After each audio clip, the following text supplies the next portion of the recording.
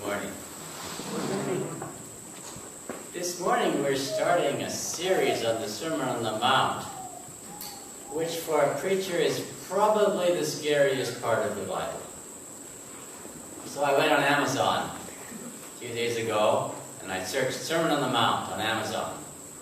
500 plus things you can buy, including books by some of the wisest people who have ever lived.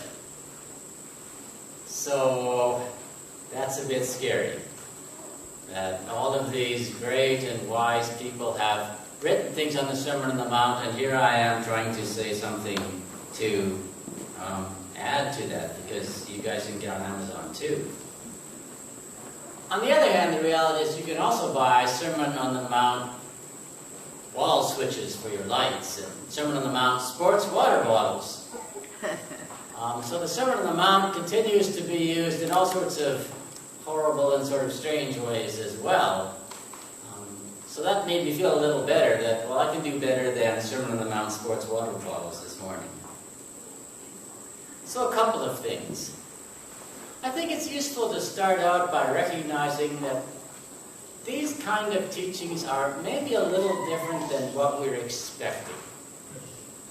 Part of the reality is if you look on a map and you look at Israel, where Jesus was at home, it's sort of on the border between the Western world and the Eastern world. And so in a lot of ways, these are just as much, or maybe even more so, Eastern teachings as they are Western teachings.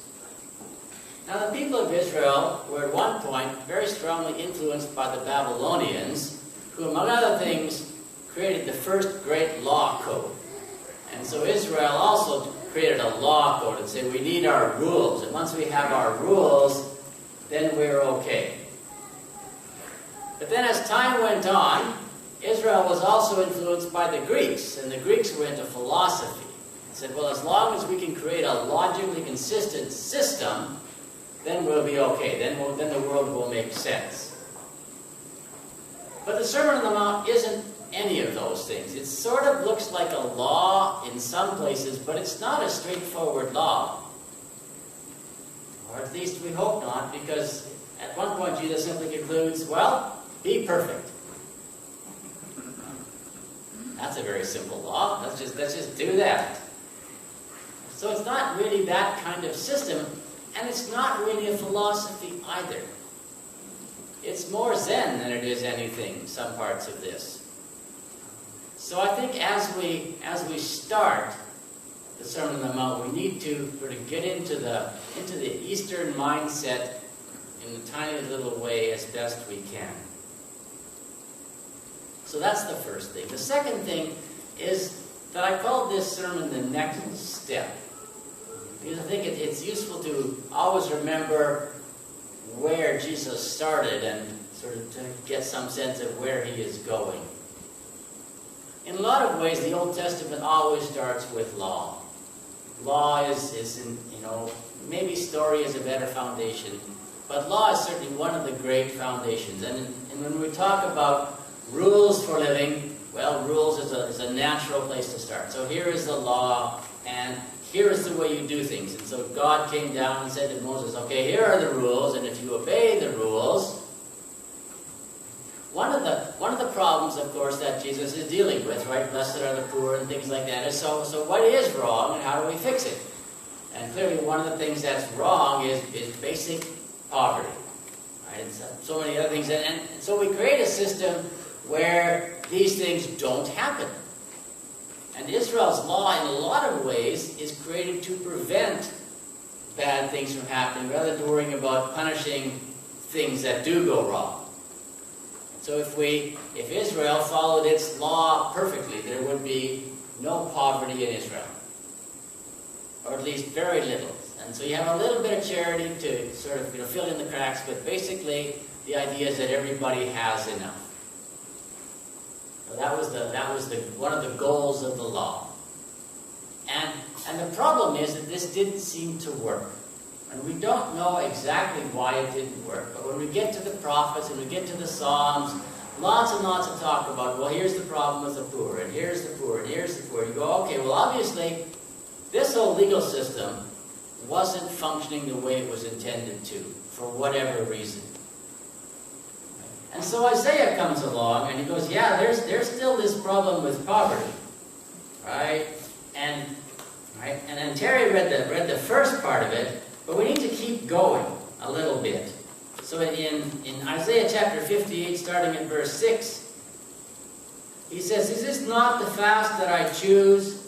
To loose the bonds of injustice, to undo the thongs of the yoke, to let the oppressed go free, to break every yoke?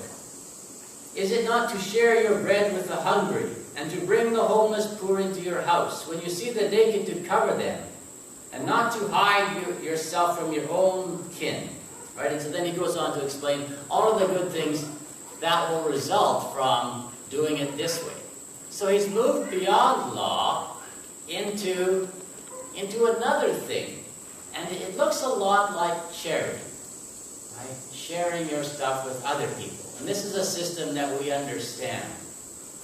And I think it's worth understanding what a good system this is. That while in a lot of ways the law is a good system, well, if it doesn't work, let's try something else.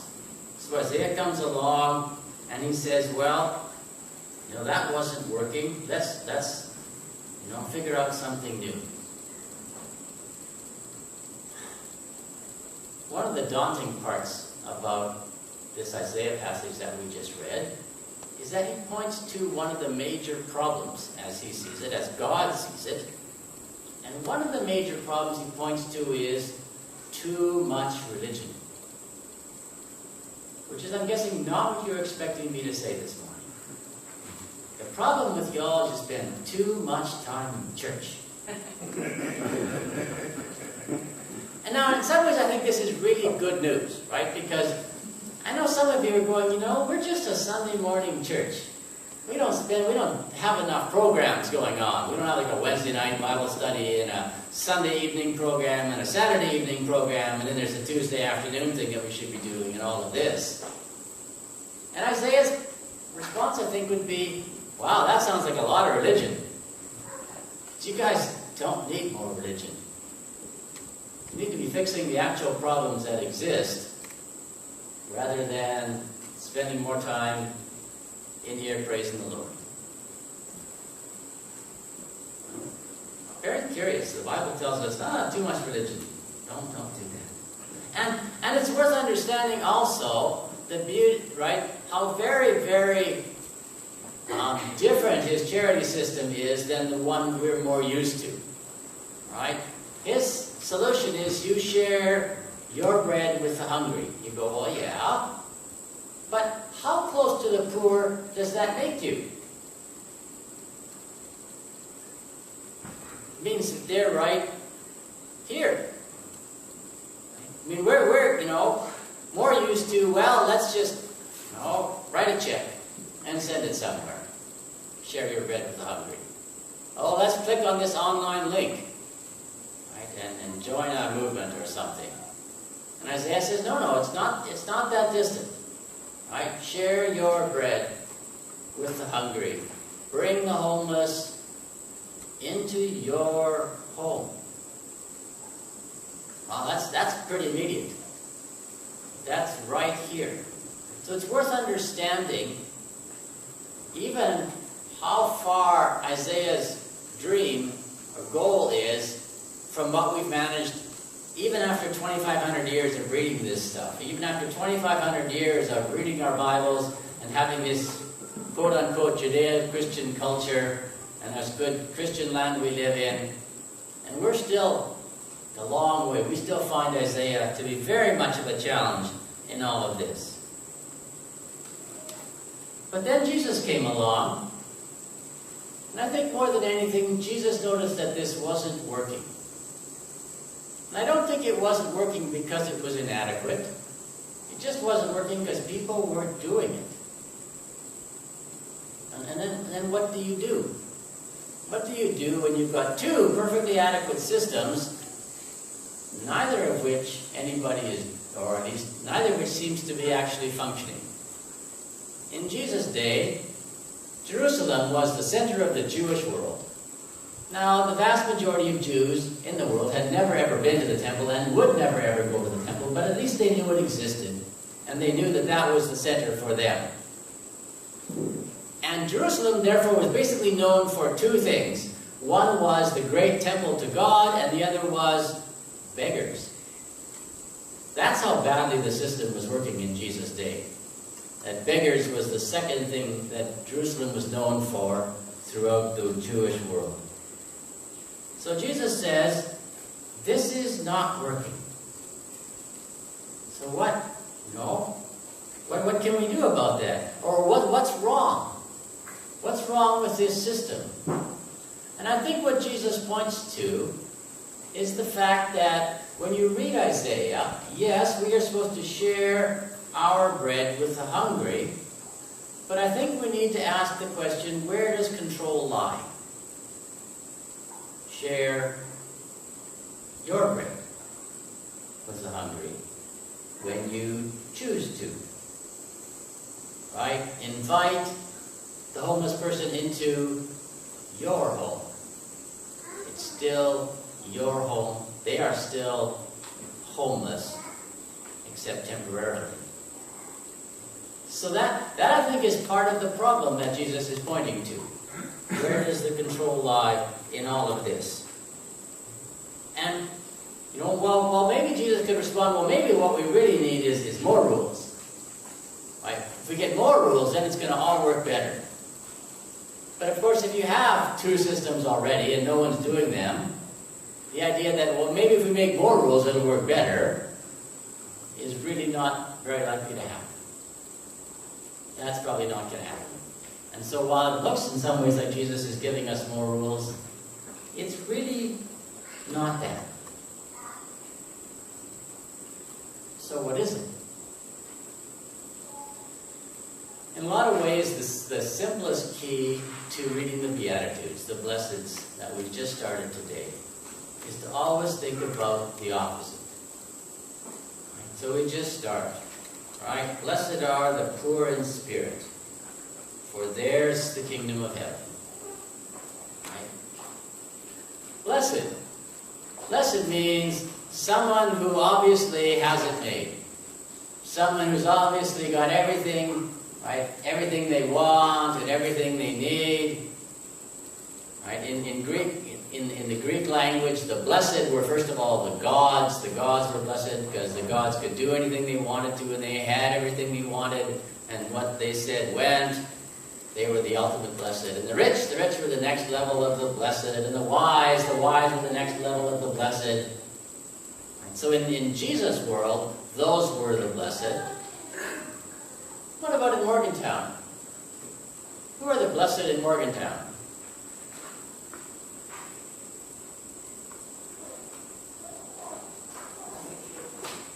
The CEOs?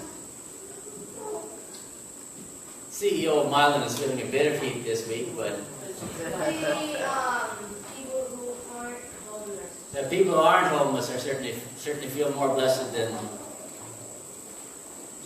Right. So the moment we get it, we start with this sense of who the blessed are and who really looks like they've got it made, who's got the kingdom of God already.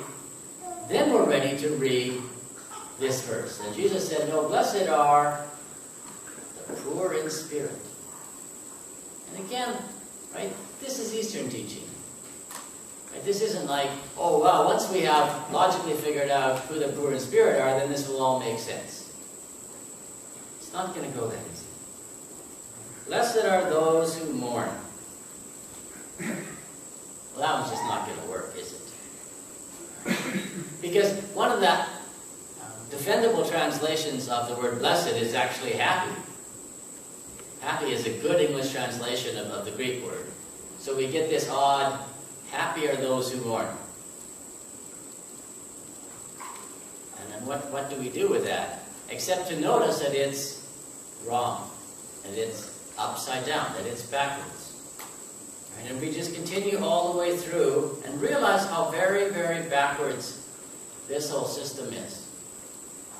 But what Jesus is doing here is he's elevating the bottom, right? He's flipping the whole thing upside down, And that's what he's asking us to do. He's asking us to flip our worldview upside down and to give control to those without. Because that's always been the issue, who's in control.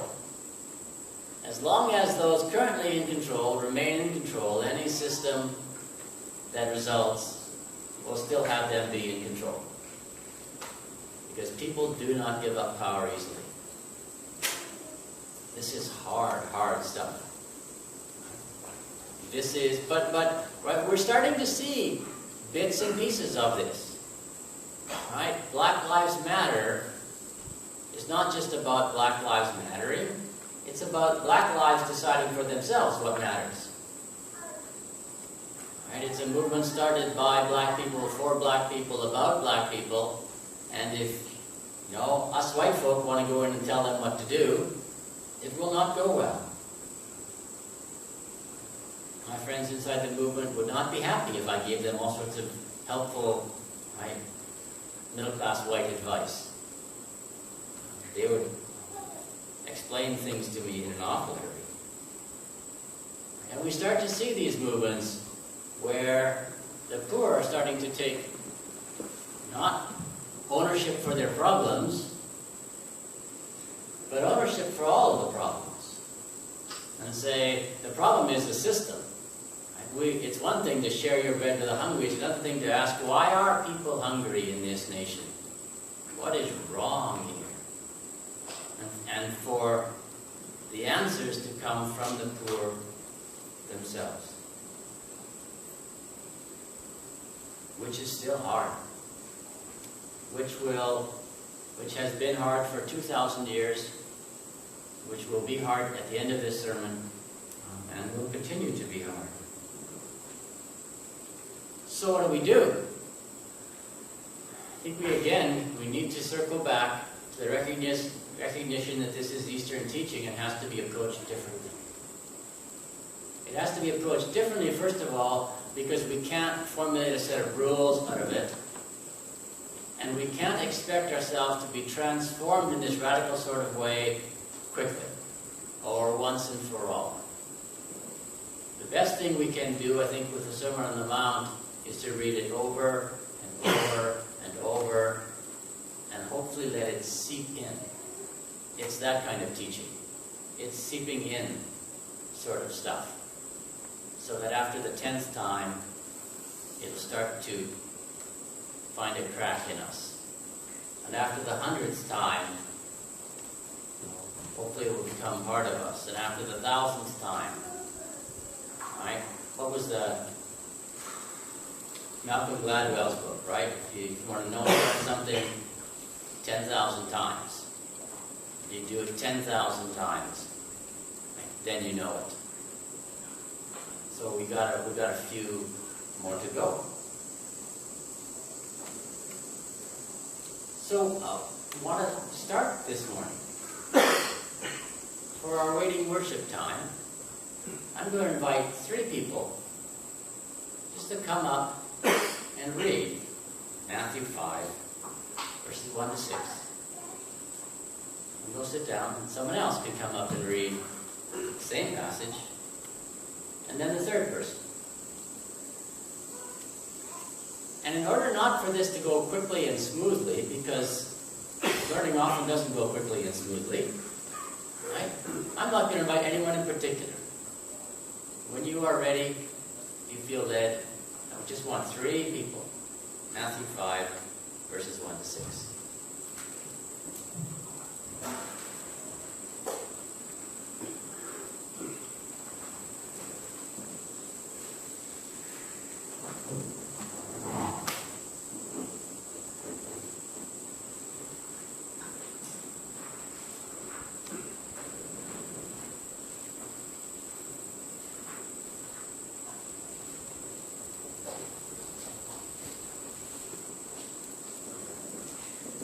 Now when he saw the crowds, he went up on a mountainside and sat down.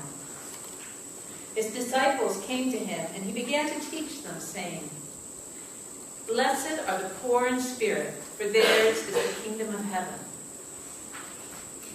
Blessed are those who mourn, for they will be comforted. Blessed are the meek, for they will inherit the earth. Blessed are those who hunger and thirst for righteousness, for they will be filled.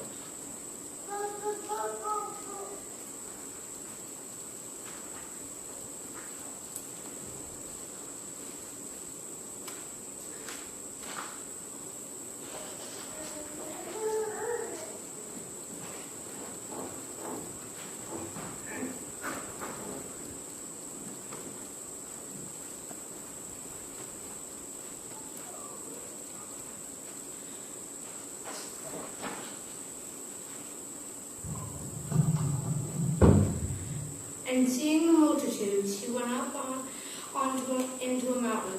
And when he had found a suitable place, his disciples came to him. And he opened his mouth and taught them, saying, Blessed are those poor in spirit, for theirs is the kingdom of heaven. Blessed are those who mourn, for they that mourn, for they shall be comforted. Blessed are the meek, for they shall inherit the earth. And blessed are the which do hunger, and thirst for righteousness, for they shall be filled.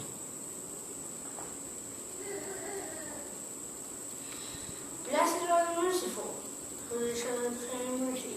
Blessed are the pure of heart, for they shall see God. Blessed are the peacemakers, for they shall be called the children of God. Blessed are those who are persecuted for righteousness' sake. For theirs is the kingdom of heaven. Blessed are you, when men shall revile you and persecute you, and say all manner of evil against you falsely, for my sake. Rejoice and exceeding glad, for great is your reward in heaven. So persecutors, they will come before you.